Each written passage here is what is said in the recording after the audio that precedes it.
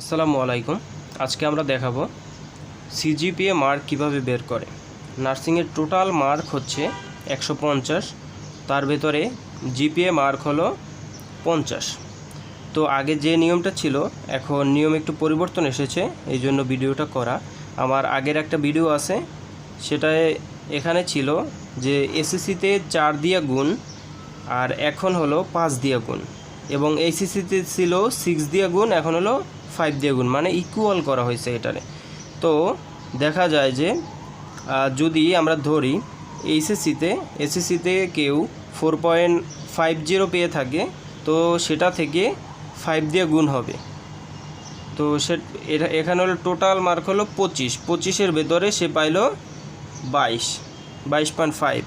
তো যদি আমরা ধরি সে এসএসসিতে কত পেল 4 পয়েন্ট, তাহলে 4 দিয়া গুণ 5, তাহলে কত হলো 20।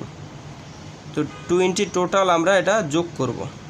টোটাল 50-এর ভেতরে কত পাইল, 50-এর ভিতরে কত পাইল 42.5। আচ্ছা, এরপরে আমরা ধরি যে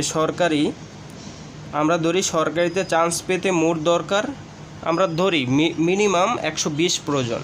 তো 120 যদি প্রয়োজন হয় তাহলে 120 থেকে আমাদের যে সিজিপিএটা পাইলাম, এই যে জিপিএ মার্কটা যে পেলাম, এটা দিয়ে এটারে বিয়োগ করতে হবে।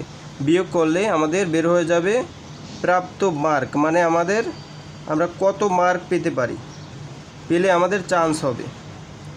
যদি আমরা 78 বা 77 পাই, আমরা ধরতে পারি যে তার চান্স নিশ্চিত।